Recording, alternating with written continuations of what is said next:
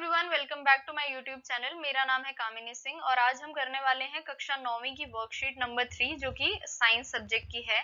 हिंदी में ये वर्कशीट है और हम इसको शुरू करेंगे। तो चलिए देखते हैं इस वर्कशीट में क्या है।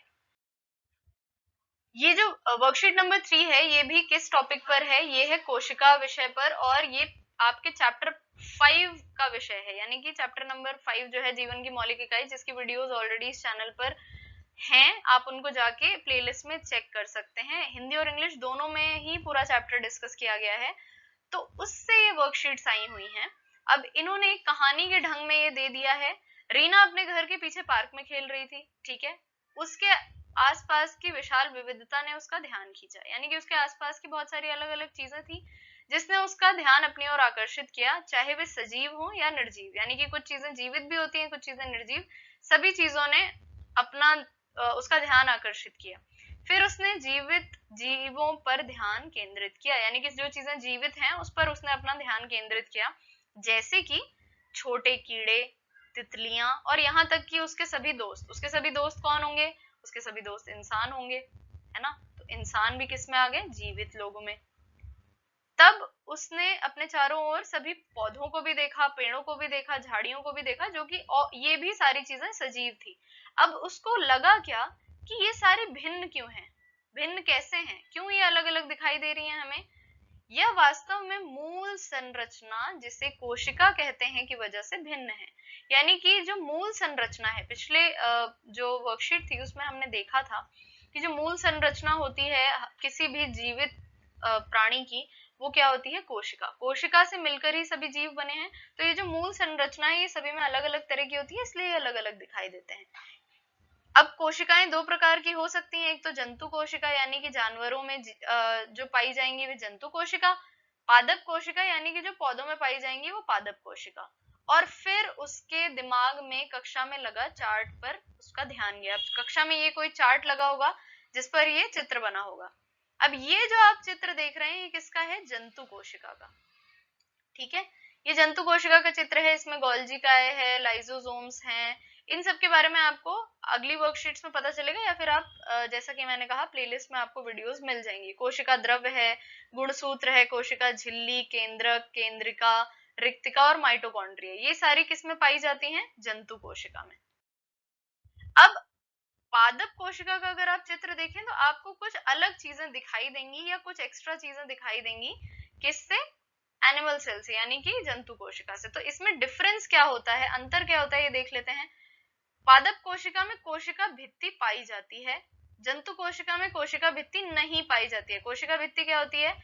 पादप कोशिका में इसके ऊपर, यानी कि एक जो अलग से परत पाई जाती है, बाहरी परत जो होती है उसे क्या कहते हैं? कोशिका भित्ति। कोशिका भित्ति पादप कोशिका में पाई जाएगी और जंतु कोशिका में नहीं पाई जाएगी।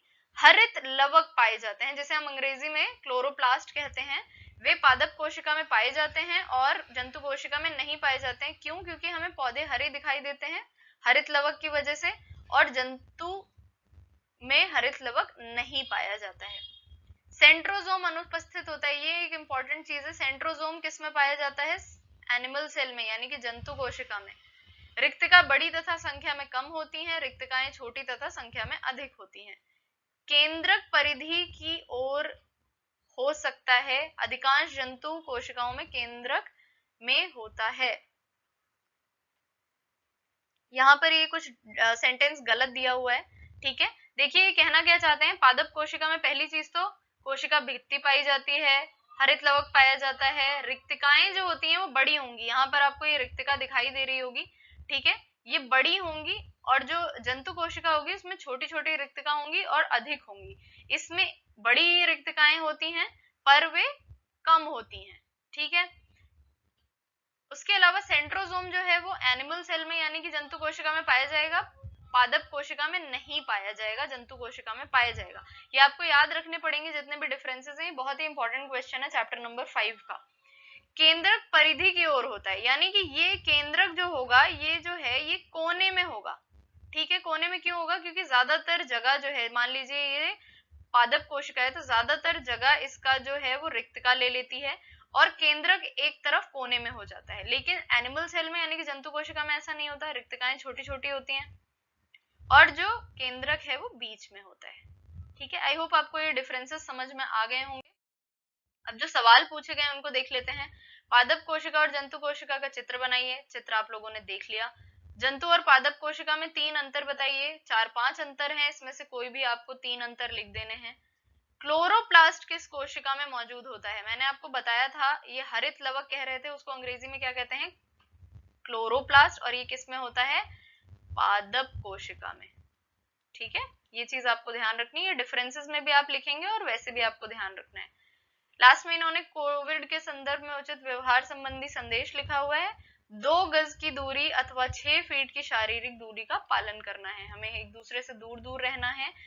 ठीक है, कम से कम 2 गज की दूरी एक दूसरे से बनाए रखनी है। आई होप आपको पूरा वर्कशीट अच्छे से समझ में आया होगा और आप क्वेश्चन आंसर्स भी इजीली कर पाएंगे। तो अगर आपको वीडियो का कंटेंट पसंद आया है तो इसको लाइक करें। क्वेश्चन अगर आपके पास कोई है तो आप कमेंट करके जरूर पूछें। शेयर करें अपने फ्रेंड्स के साथ और सब्सक्राइब करते वक्त बेल आइकन जरूर प्रेस करें ताकि आप कोई भी नोटिफिकेशन मिस ना करें चैनल पर किसी भी वीडियो का। Thank you so much.